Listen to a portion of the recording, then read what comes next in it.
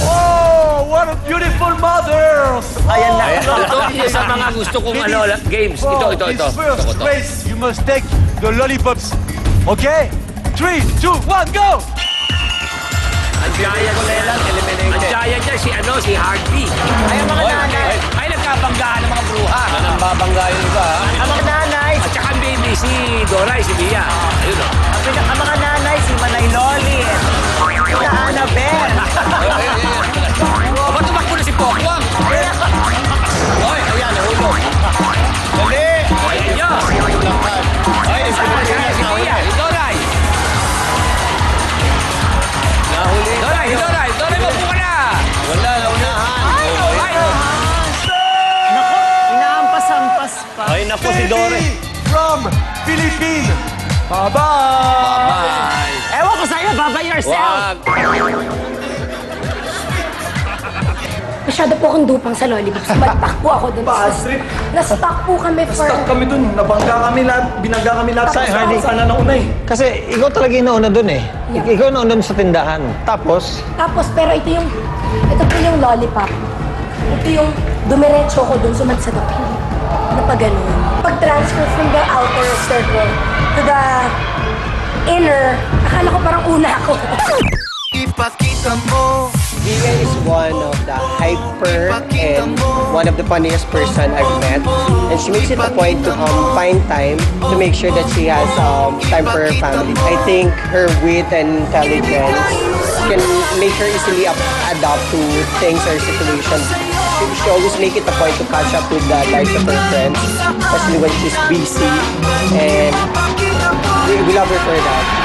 3, 2, 1, go! Ayan o. Di ba? Tsaka yung mga talagang sexy, nanay, sexy. Nanulak ko. Nadapa. Magulang itong Vietnam. Ayan. Kinakapitan, no? Napakawalang hiya. Kinapitan niya yung stroller. May ugali. Oo, ayan, tingnan natin, ha? Itong blue, Thailand to eh. Di ba? May ugali yung Vietnam. Ayan, nauna. Thailand. Ayan, ano, kung makakatayo. Ang babot. Dalian mo! Ay, nako. Ayan na. Ayun na, ay, nanalo yung Thailand. Nanalo ang Thailand. Thailand is the winner! Dawi na! Thailand. O, tinan mo, eksena ko si Manunulak pa eh. Nakapwesto na, itutulak. Oo, medyo may gulang talaga. Saka may ugali.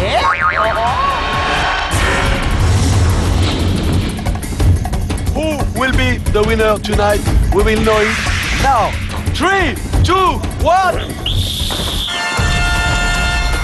Ito ang favorite portion ko ng Ito na, hapit. Champions Ball na to. Oo. Ayan. Ayan na, Ipapalakasan na. ang mga hapit. Ayun. Ayaw, akin na yan. Okay. Nice. Ay, ba't ka naman pa? Hoy, Namaan. ano nangyari How doon? crazy wins! Ano yun? Magsumasa ka si Papa T. Ay, bakit ito na eksena si Papa Pulon? Ano? Kaya kita mo naman ang bilis natin, ha? Parang butete lang. Oh. Wala, ayaw yung... Ayun na. Ayun, nakita mo kayo. Hey, come on, come on! Itong Champions Ball. Ito eh. Kung ano yung pwesto mo, marami kang puntos. Malapit ka sa finish line. Ay, Mababa ka rin na Sabi si ano yan, si Video, si Frank. obvious na. Hindi tayo masyado. Oo.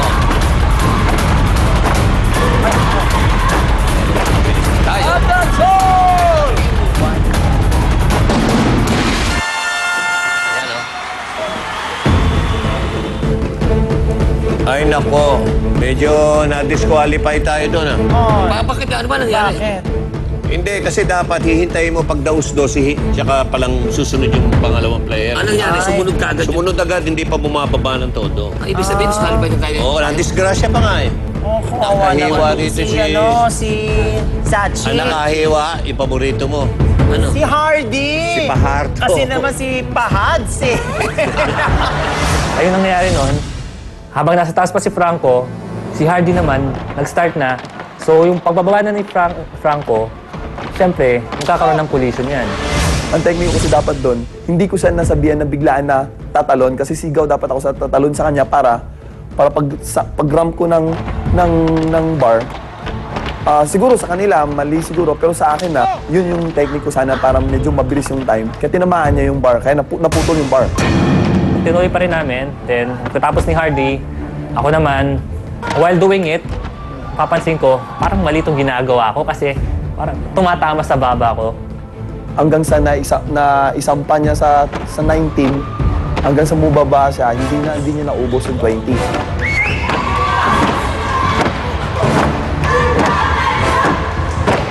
And that's all! Bumaba na ako.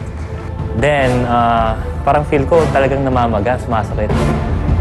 Parang feel ko, pag touch ko, parang may blood na.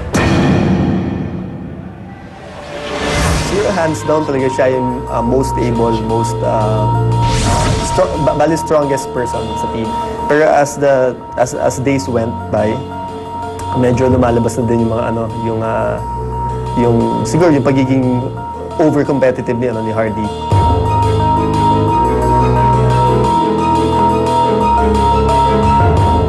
Yun, hingi ako ng sorry sa kanila na palpak naging turnout. Hindi niya inisisip na may takot sa salubong. Hintay mo siyang bumaba. Tama na, huwag natin pag-usapan. We really felt na wasak yung team namin. Wasak.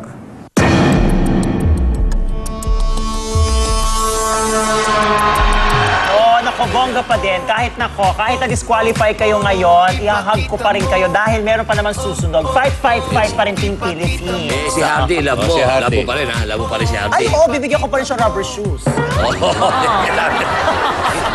Okay, mga kaibigan, narinig nyo.